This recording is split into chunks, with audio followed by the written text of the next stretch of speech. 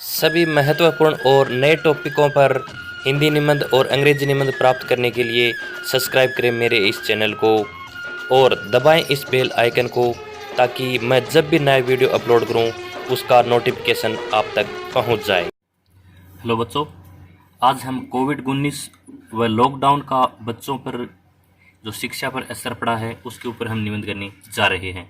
जो लॉकडाउन के कारण शिक्षा पर असर देखने को मिला है तो उसके बारे में हम चर्चा करेंगे।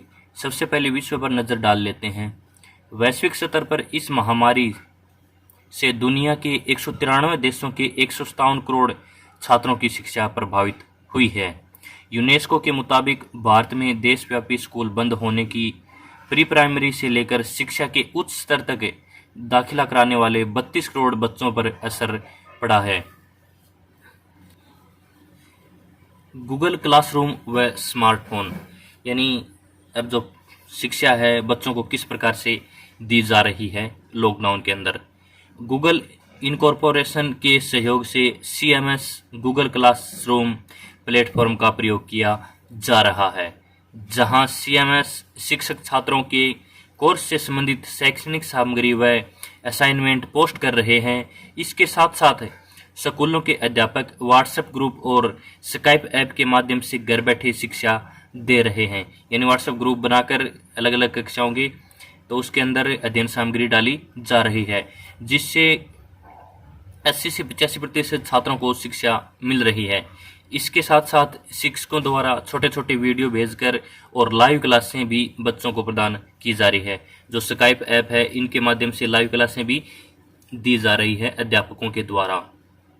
तो 80 से 85% बच्चों को शिक्षा मिल रही है, उनको परेशानी नहीं हो रही है। अब पहाड़ी क्षेत्रों व छोटे शहरों में स्थिति कि पहाड़ी क्षेत्र हैं और जो छोटे गांव हैं, छोटे शहर हैं, उनके अंदर क्या स्थिति है शिक्षा की बात करेंगे। वर्चुअल क्लासेज और ऑनलाइन पढ़ाई बड़े शहरों में तो सफल है, लेकिन दूसरे तीसरे दर्जे के शहरों में और गाँव के व पहाड़ी क्षेत्रों में यह कामयाब नहीं है।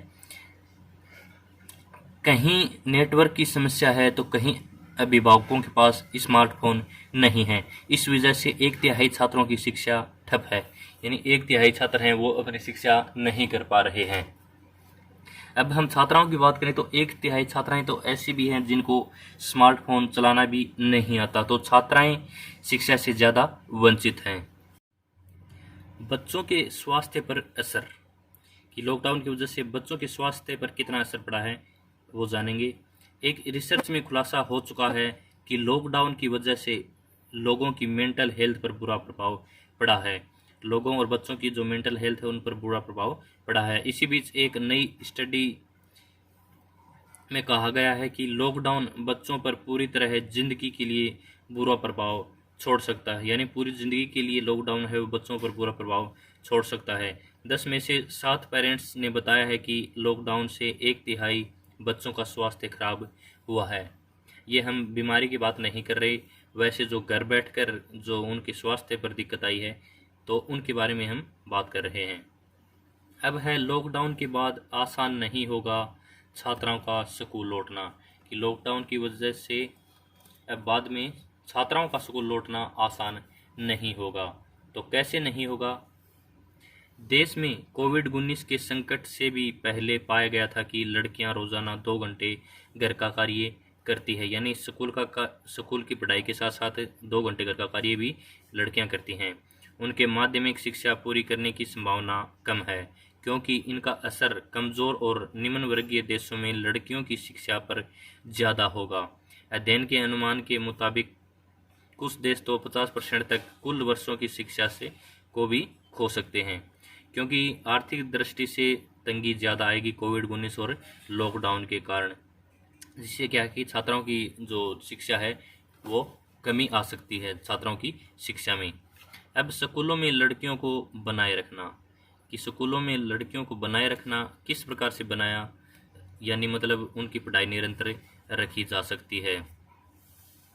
राष्ट्रीय स्तर पर शिक्षा के लिए फंड में कमी नहीं आनी चाहिए, यानी राष्ट्रीय स्तर पर कोई भी शिक्षा है लड़कियों की शिक्षा में तो कमी नहीं आनी चाहिए।